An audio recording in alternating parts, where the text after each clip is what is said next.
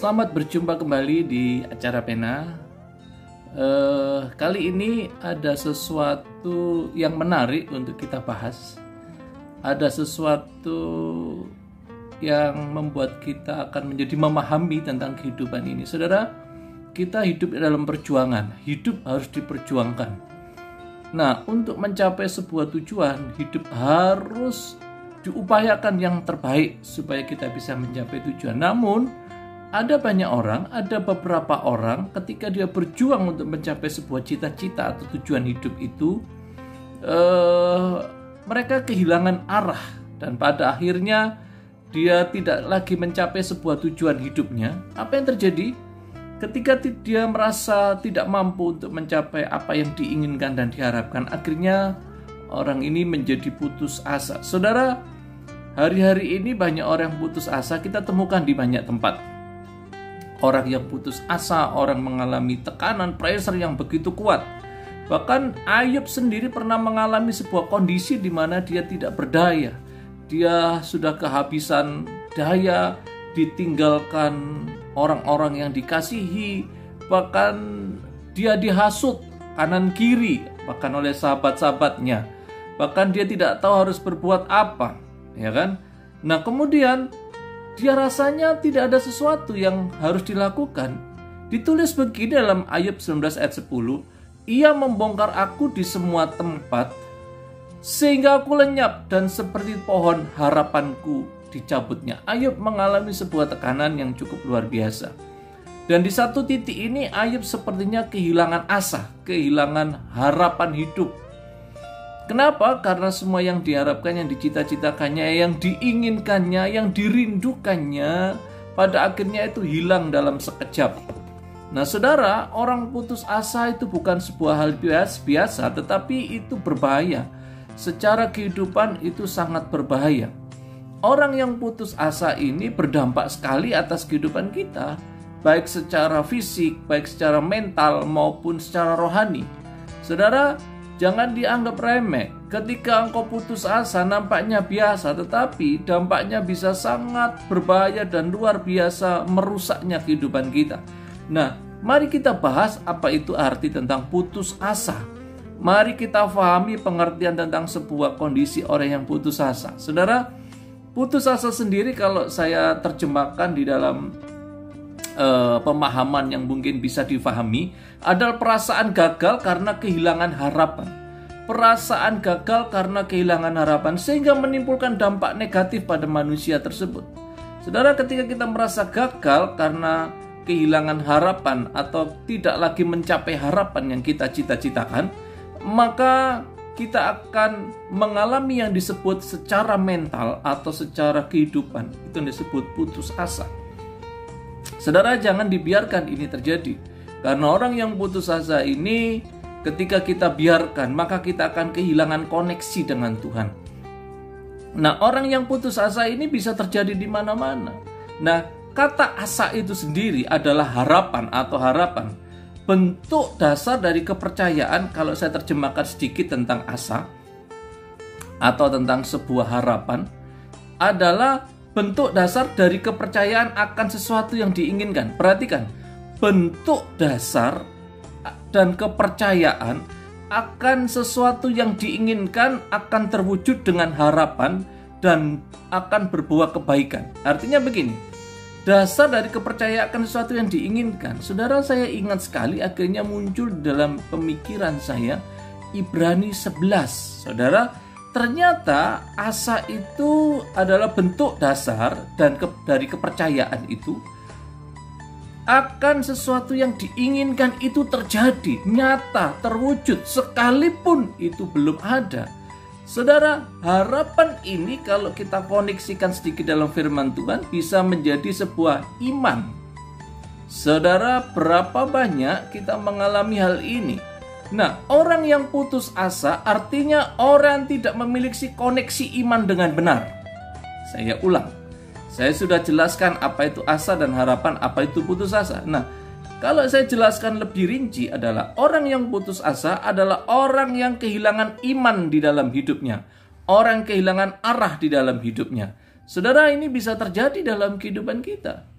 Orang yang kehilangan arah dalam hidupnya, kehilangan iman, kehilangan pengharapan dalam hidupnya, akan mengalami dampak yang sangat beresiko, dampak negatif yang luar biasa. Nah, penyebabnya adalah kenapa kita kehilangan, kenapa kita harus putus asa. Saya rangkum kenapa orang itu putus asa. Saya rangkum sedikit ini. Orang yang putus asa itu penyebabnya adalah harapan dan kenyataan tidak sesuai. Saya ulang. Orang yang putus asa itu adalah harapan dan kenyataan yang tidak sesuai. Harapannya A, tapi kenyataannya C. Nggak sesuai.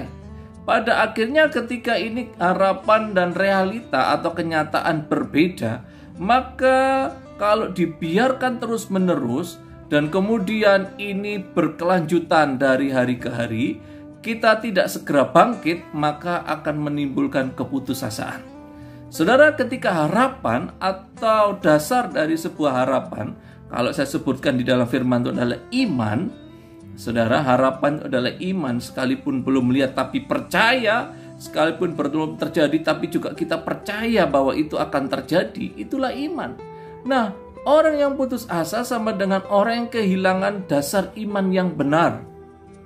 Artinya orang putus asa itu bertentangan dengan iman.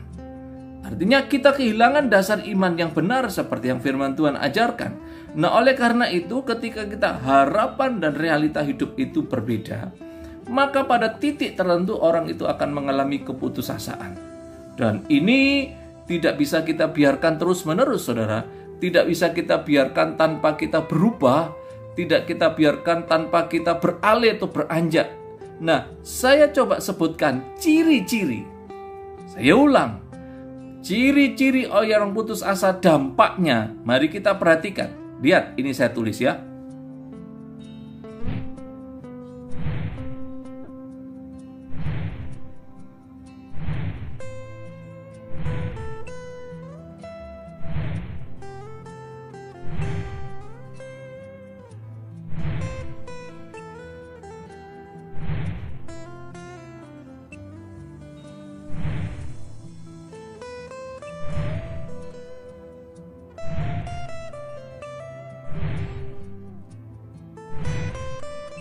Nah, saudara sudah lihat,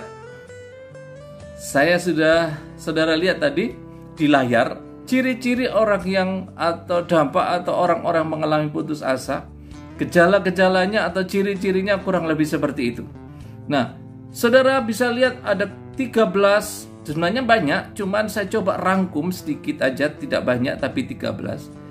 Perhatikan, orang yang ada di sekitar kehidupan ada ciri-ciri tadi, maka perhatikan kita sedang mengalami sebuah dampak negatif yang berbahaya buat baik mental kita, baik sisi fisik kita maupun sisi rohani kita. Nah, oleh karena itu dibutuhkan sebuah solusi.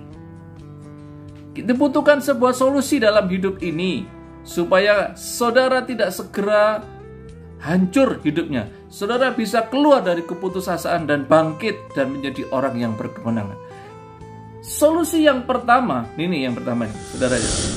Nah, yang pertama adalah ditulis di situ adalah bangun dasar iman yang benar, saudara ya. Kalau dasar iman kita bangun berdasarkan iman yang benar, maka kita tahu bahwa pengharapan di dalam Tuhan tidak pernah sia-sia. Saudara, kalau dalam hidup ini saja saudara berharap kepada Tuhan, hanya berharap kepada hal-hal yang jasmani saja, maka saudara orang yang paling malang di dunia ini. Kenapa? Karena ada hal rohani yang lebih kekal. Saudara, kalau pengharapan saudara pada hal yang bersifat jasmani, saudara, apa bedanya kita mengenal Tuhan dengan orang tidak mengenal Tuhan? Orang tidak mengenal Tuhan juga akan bisa mengalami hal yang sama. Berharap berkat, mereka juga diberkati. Tetapi kalau hanya pengharapan kita pada titik yang bersifat jasmani, iman kita hanya bersifat itu saja, maka kita orang yang paling malang. Ada yang lebih dari itu, pada itu adalah pengharapan di dalam Tuhan. Bangun iman kita bahwasanya kita percaya bahwa Tuhan itu yang punya masa depan, bukan hanya sampai di sini, sampai pada kekalan, sampai pada kehidupan yang kedua. Perhatikan baik-baik, Tuhan tidak pernah membiarkan engkau hancur. Tuhan tidak akan membiarkan kau sendiri. Saudara perhatikan, burung aja yang gak pernah ibadah, burung aja gak pernah ngasih persembahan, itu dipelihara Tuhan, apalagi saudara. Kita tidak perlu takut dalam hidup ini. Yang penting saudara tetap percaya kepada Tuhan dan berserah penuh. Orang berserah itu artinya mempercayakan hidup kepada Tuhan. Nah, oleh karena itu bangun iman dengan dasar yang benar. Saudara nanti bisa belajar tentang kebenaran firman Tuhan. Yang kedua, saudara lihat ini. Nah, yang kedua ini, saudara jangan terus murung dalam duka. Jangan kemudian ketika gagal pertama, gagal kedua, saudara terus kemudian murung gak ada habisnya. Bangkit saudara. Bangkit percaya. Saudara, burung itu bisa makan karena dia mengepakkan sayapnya. Burung itu tidak punya iman, burung gak pernah ibadah, burung gak pernah memberi persembahan, tidak pernah menabur. Tetapi ketika burung ini mengepakkan sayapnya, ketika dia sedang mengalami situasi yang sulit, dia tidak bisa makan, cari makan, maka dia akan terbang ke sana kemari. Ketika engkau terus di dalam keputusasaan, tidak segera bangkit dari kehidupanmu, engkau tidak segera beranjak dari posisimu yang hari ini, selalu murung dalam kegagalan, dan tidak pernah bangkit, saudara tidak akan mengalami kemenangan. Saudara tidak akan terus mengalami bagaimana Tuhan berkarya. Perjuangkan hidup, jangan pernah lelah, jangan pernah takut hidup itu sengsara, jangan pernah takut bahwa hidup ini harus menghadapi banyak hal. Jangan pernah takut, percayalah, bangkit, semangat. Jangan murung dalam duka terus menerus, itu tidak baik. Nah, yang ketiga ini, serahkanlah hidupmu kepada Tuhan. Serahkanlah hidupmu kepada Tuhan dan berharaplah kepadanya. Di dalam Mazmur 37 ayat 5. Maka Tuhan yang akan bertindak, Tuhan yang akan menolong saudara. Ketika saudara menyerahkan hidup secara sepenuhnya kepada Tuhan, orang yang berserah itu mempercayakan totalitas hidupnya. Bagianmu adalah begini saudara. Bagianmu adalah terus bangkit, semangat bekerja, semangat berkarya. Biarkan Tuhan melakukan bagiannya. Jangan berhenti untuk berkarya. Hari ini gagal, esok ulang. Hari ini, esok gagal, lusa ulang. Terus jangan pernah lelah. Kalau kita lelah nggak akan ada habisnya. Saudara, saya mengalami situasi-situasi yang bagaimana. Saya mengalami situasi yang berat juga saya alami. Tetapi saya tidak mau lelah. Terus saya akan perjuangkan hidup. Baik dalam pelayanan. Saudara, kalau saudara melihat pelayanan saya di YouTube saya yang lain itu banyak. Bagaimana perjalanan saya ke sana kemari. Saudara, saya nggak pernah minta orang. Tetapi saya hanya percaya Tuhan, kalau Tuhan utus saya, Tuhan akan siapkan dana untuk beli tiket. Sudah cukup bagi saya Tuhan. Sisanya saya nggak tahu. Tuhan kadang siapin satu tiket dan saya pun harus berangkat. Kemana-mana saya harus berangkat. Saya tidak akan ada rasa takutnya. Karena saya sudah menyerahkan hidup kepada Tuhan. Saya lakukan bagian saya untuk melayani. Maka Tuhan akan melakukan bagiannya. Artinya tidak ada yang harus ditakutkan dalam hidup ini selama bersama Tuhan. Percayalah itu. Dan yang keempat ini, miliki pengharapan yang kekal. Jangan, sekali lagi saya ulang ya, yang saya sebutkan tadi, jangan hanya berpengharapan kepada hal-hal yang bersifat jasmani. Saya ulang, pengharapan kita membuat kita kecewa karena kita bersifat jasmani. Saudara, pengharapan yang bersifat jasmani itu begini. Mujizat, berkat, pertolongan, ini yang dicari manusia. Kesembuhan yang dicari manusia. Saudara, kalau hanya pengharapanmu pada hal yang bersifat jasmani ini, tidak bersifat kekal. Di luar Tuhan juga ditolong Tuhan. Di luar Tuhan diberkati Tuhan. Di luar orang Kristen mendapat mujizat. Kita mau apa sekarang? Tetapi kalau kita memiliki pengharapan yang kekal, yaitu kehidupan yang akan datang, saudara, percayalah, kita tidak akan menjadi kecewa menghadapi kehidupan. Karena apa? Yang kita hidupi hari ini sementara. Mau sakit, mau sengsara itu sementara. Mau sehat, diberkati atau belum diberkati itu sementara. Saudara nggak akan bawa berkat. Saudara nggak akan bawa duit. Tapi saudara akan hidup dan akan menerima kehidupan yang kekal di dalam Tuhan. Oleh karena itu, miliki pengharapan yang kekal di dalam Tuhan. Saudara, ini penting. Kalau saudara memiliki pengharapan yang kekal dalam Tuhan, maka saudara tidak akan putus asa. 4 hal solusi yang saya sampaikan ini, semoga ini menjadi berkat buat kita. Ya, semoga kita akan semakin luar biasa. Saudara yang sedang putus asa, bangkit dari keterpurukanmu, bangkit dari dukamu, bangkit dari kemurunganmu. Saudara, ada harapan. Yeremia 29 ayat 11, Tuhanlah yang memberi harapan. Tuhan yang memiliki masa depan. Kalau Tuhan memiliki masa depan, Tuhan memberi masa depan. Sungguh masa depan di dalam Tuhan itu sungguh ada. Saudara tidak perlu takut. Berjuang lagi dan berjuang. Jangan pernah takut dalam hidup. Perjuangkan hidup sampai engkau mengalami kasih karunia Tuhan. Saya yakin Tuhan tidak akan membiarkan saudara. Tuhan akan tolong saudara. Tuhan Yesus memberkati engkau. Salam pena. Tuhan berkati.